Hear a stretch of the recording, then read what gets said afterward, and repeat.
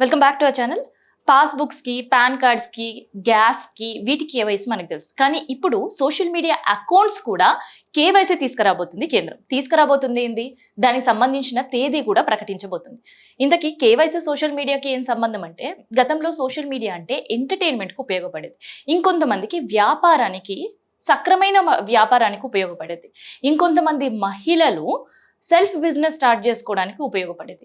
ఇంకొంతమంది టాలెంటెడ్ ఉండే కళాకారులకి వాళ్ళ కళని ప్రదర్శించడానికి అండ్ ఆన్లైన్ క్లాసుల ఎపిసోడ్ లాగా పనికొచ్చేది. కానీ ఇప్పుడు సోషల్ మీడియా దారి వేరైపోయింది అని చెప్పడం కంటే కూడా తప్పుడు దారిలో ప్రయాణం సాగిస్తున్న వాళ్ళు కొంతమంది. ఎట్లా అంటే, ఒకటి డీఫేక్ ప్రొఫైల్ డీఫేకే, వాళ్ళు ఫేకే, వాళ్ళు ఇచ్చే డీటెయిల్స్ ఫేకే. సో అట్లా ఫేక్ అకౌంట్స్ క్రియేట్ చేయడం ఒకటి. సైబర్ నేరగాళ్లని అరికట్టాలి అంటే ఇట్లాంటి ఫేక్ ప్రొఫైల్లో ఆపాల్సిందే. సో ఇంకొక ఆప్షన్ లేదు. ఇంకొంతమంది వ్యాపారం మోజులో పడి సోషల్ మీడియాలో ఉన్న చెత్తంతా కూడా పోస్ట్ చేసే పరిస్థితి. సో అట్లా కూడా సోషల్ మీడియా ఒక పొల్యూట్ అవుతున్న సిచ్యువేషన్. ఇంకొంతమంది సోషల్ మీడియా ప్లాట్ఫామ్స్ని కేవలం వేధింపులకు మాత్రమే పరిమితం చేసే పరిస్థితి. సో ఎవరికైనా కోపం ఉంటే గతంలో కొట్టేవాళ్ళు, తిట్టేవాళ్ళు, కంప్లైంట్ పెట్టేవాళ్ళు, అట్లా శత్రుత్వం పెరిగేది. కానీ ఇప్పుడు డిజిటల్ శత్రుత్వం కూడా పెరిగిపోతుంది. సో ఆ శత్రుత్వం ఎంతకి దారితీస్తుందంటే ఏకంగా ఆత్మహత్యలు చేసుకోవడానికి దారితీసే పరిస్థితి.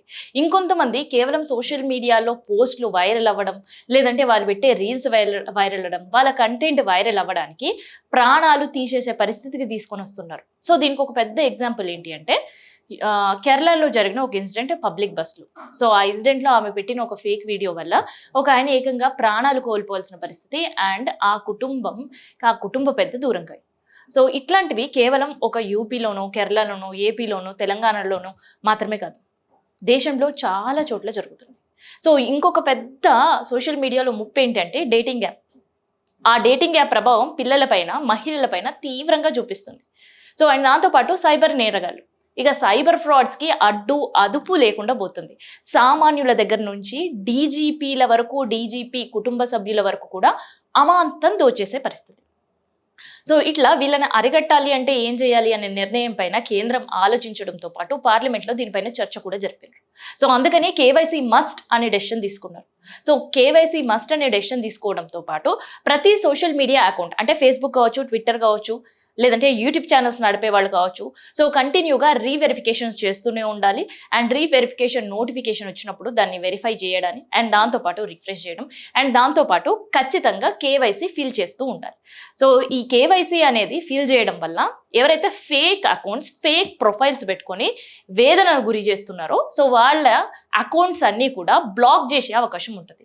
సో మేము కేవైసీ చేసినాం కదా, కేవైసీ చేసిన అకౌంట్లో నుంచి కూడా మేము ఎప్పుడైనా ఎవరినైనా వేధించవచ్చు అనుకునే వాళ్ళకి కూడా కంటిన్యూగా వాళ్ళపైన కంప్లైంట్స్ వస్తూనే ఉంటే ఆ సంబంధించిన సోషల్ మీడియా అకౌంట్, సోషల్ ప్లాట్ఫామ్లో ఉండే అకౌంట్ హై రిస్క్గా కేంద్రం పరిగణించబోతుంది. సో ఈ రూల్ కూడా తీసుకురాబోతుంది.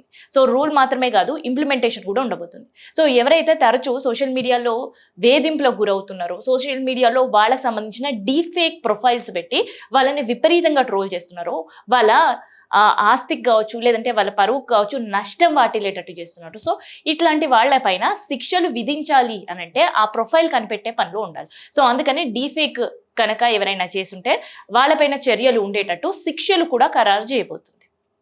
అండ్ తరచూ ఇంకా కోట్ల చుట్టూ సెలబ్రిటీలు తిరగడం కావచ్చు, పొలిటీషియన్స్ తిరగడం కావచ్చు, ఇవన్నీ కూడా తగ్గే అవకాశం ఉంటుంది ఇన్కేస్ సోషల్ మీడియా కేవైసీ కనుక తీసుకురావాల్సి ఉంటుంది.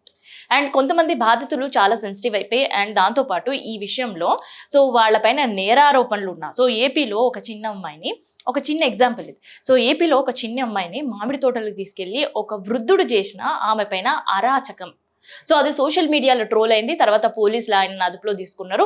తర్వాత విచారించే క్రమంలో, తీసుకెళ్తున్న క్రమంలో వాష్రూమ్, టాయిలెట్కి వస్తున్న, బయటకు పోతాను అని చెప్పి పోలీస్ బండి దిగి వెంటనే చెరువులోకి దూకి ఆత్మహత్య చేసుకున్న పరిస్థితి. సో పరువు పోయింది కాబట్టి ప్రాణం కూడా తీసుకోవాలని, సో అందులో శిక్ష కోర్టులు వేయడానికి ఉన్నాయి. సో చాలా మంది ఆయన మరణించడమే మంచిది అన్న సందర్భాల్లో కూడా చూసాం.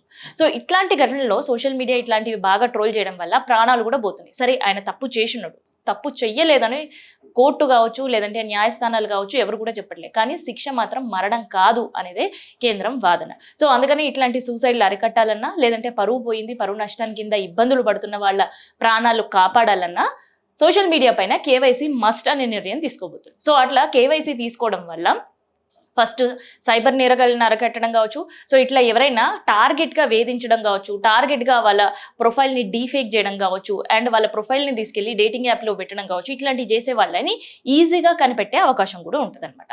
సో రెండోది అది.